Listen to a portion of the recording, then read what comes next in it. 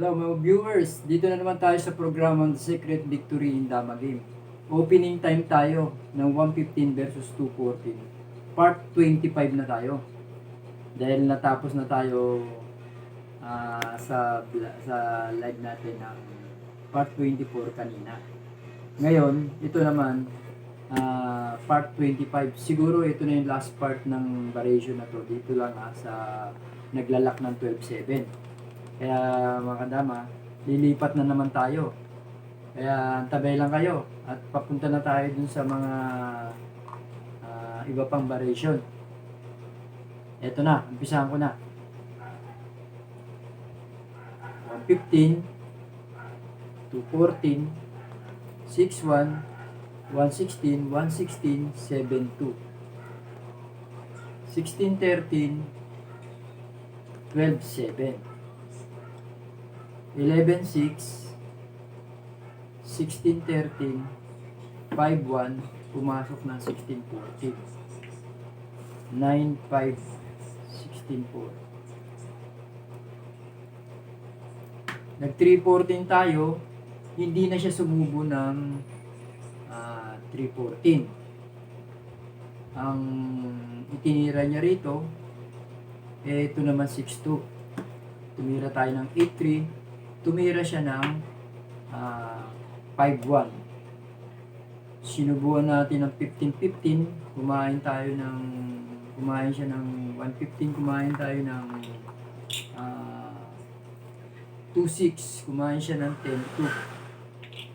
Pagtira natin ng 1-15, sinubuan tayo ng 3-14.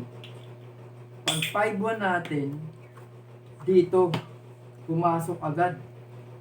So, makatuwid, iilag lang tayo ng 115, hindi siya tumira ng iba yan para makapagpadibalde sa katulad sa part 23. Ang itinira niya dito, ito ang isinabay niya. Yan. Itong part na to, madali talaga ang tablahan dito. Wala tayong makikita rito mga, kumbaga, katalong ng laro. Puro tabla talaga to. Kaya dyan sa part na yan, dalawang kaya natin. Isang 13-1, isang 15-3. Pero dito tayo kakaya sa 15-3. Tapos ibababa niya naman to ng 16-1. Kumain tayo ng 6-16, kumain siya ng dalawa papunta din sa bumalik sa 8. Dito, ang best move natin dito, 14-15. So, kung maaga siyang magpo 4-16, subuhan lang natin. Basta ang end game nito talagang tabla. Kasi malalayo yung distansya ng mga pitya. So, bahala na siya kung anong posibleng ititira niya. Kapag 4-16, subo na agad tayo ng 3-14. Ngayon, nag 9-5 lang siya. 9-5, 3-14 pa rin tayo. Tsaka siya nag 8-3. Yan.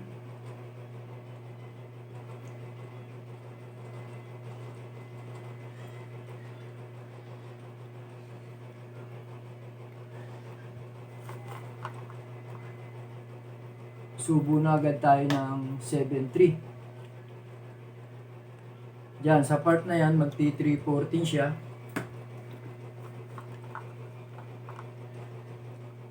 Tayo naman,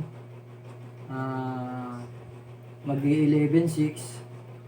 Siya, mag-11-6 din. Tayo mag-6-1. Sasayangin tayo ng 14-16.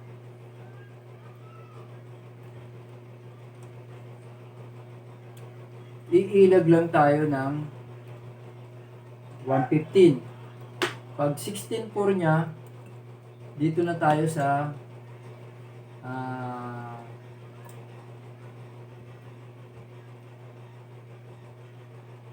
15-14.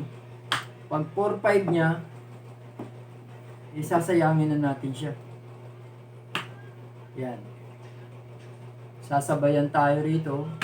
Kakain tayo dun. Kakain siya ng dalawa. 4-3. Dama tayo doon. So, ito lang ang best move natin. Dumama siya sa 12. 3-8 lang tayo. Diyan sa part na yan, 3-2, pero 2 pareho, tagawlawang dama. Tabla talaga to. Kaya mga kadama, pinakita ko lang tong huling part ng part 25 kasi kung posibleng pumunta rito, huwag na tayo mag-atubili, maghanap pa ng panalo. Tabla lang talaga yung variation na yon. Kaya dito ko na rin tinatapos tong part na to. Yan, 4-3, pero tabla to. Kahit saan sumuot talagang tabla. Parehas tagalawan dama yung tatlo man yung pitcha natin, pero dumating sa punto talaga na tayo ang nagabol sa tabla rito. Pero at least pinakita natin yung eksakto tablaan. Kaya mga kadama, salamat muli dito sa ipinakita kong variation, at sana nakadagdag na naman to sa kaalaman natin sa 115 versus 214 part 25. Sige, see you soon.